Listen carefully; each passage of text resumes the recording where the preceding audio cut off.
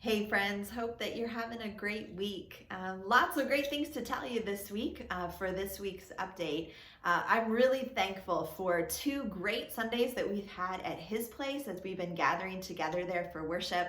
On our first Sunday, we had 102 people, and then this past Sunday, we added a second service to make sure we continue to have room to spread out, and we had 112 total with us between the two services, and it was another great day as we worship the Lord together. So this coming Sunday, we're planning to have two services again at 9 and 10:30. Both of those will be at his place, and just a reminder, you can take a look in the newsletter or on our website where you can see all the information about what you can expect in that space and what we ask of you. And we're especially excited that this Sunday we are adding in children's ministry for family. And I want to say a big thank you to our children's ministry team who has been working so hard the end of the summer and this fall. So many conversations and great deal of intentionality and preparation to support our kids with all of the adjustments that are required in this season and lots of work preparing rooms to welcome back our children. So want you to know the plan starting this Sunday. Now, in our main building, in the upper level, our nursery will be open, and that's for children birth through 24 months. That's in the upper level in the nursery there. And then in the lower level, here in the main church building, will be our little learners, and that's age 2 through pre-kindergarten.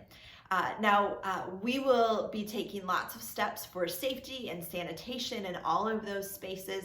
All of our volunteers will be wearing masks. Parents, we ask that you wear masks as you come into the building to drop off your children. But of course, as is the recommended standard in these days, children birth through pre-K are not required to wear masks during that time while they're in the classroom. So again, in the main building, we have our nursery and our little learners open, and we will welcome our children to join us there. Then at his place, we have an opportunity for our children who are kindergarten through 3rd grade, and we invite them to go into the game room at his place, where we will welcome them for the entire service. That we will have them there, and we have safety and sanitation steps that are a part of that. In fact, if we have too many children for the size of that space, we will utilize a second room there, the family room at his place, so that we can properly spread out.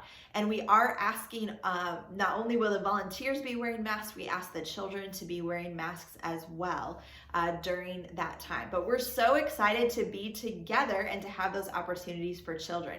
Now, what I just described is our plan for these next 3 Sundays, the last Sunday of September and then the first 2 Sundays of October.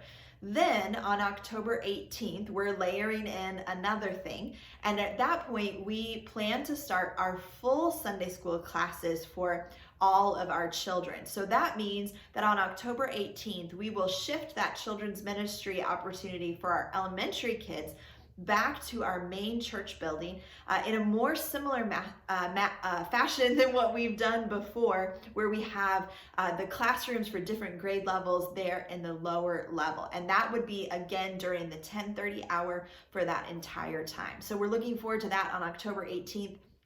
But in the meantime, for these next 3 Sundays, we want to make sure that there is an option for families. Families, we know this is a really challenging time, that your kids want to be back in church. We want them back in church, and we're trying to create a way to do that works well for families. So some of you might be wondering, how can you help? Thanks for asking. Well, a couple of things.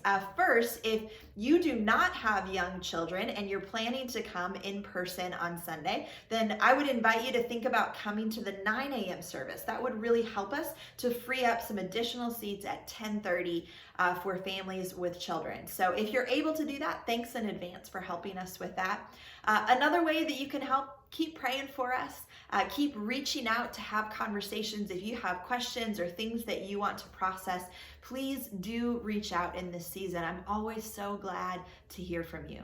I also know that many of you are continuing to connect with us online, and that's the way that you are choosing to be a part of our church community these days. And we welcome you. We welcome you to connect with us online. You matter to us, and we're so grateful for that adjusted way in this season that we can still be together as the body of Christ.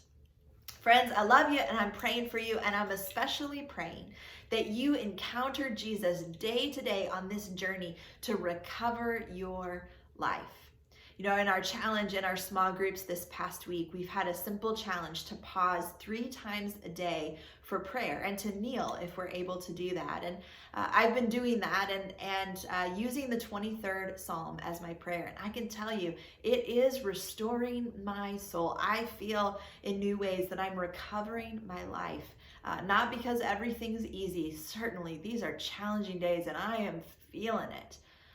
But I'm also encountering Jesus more and more these days. And I'm praying that that is true for you as well.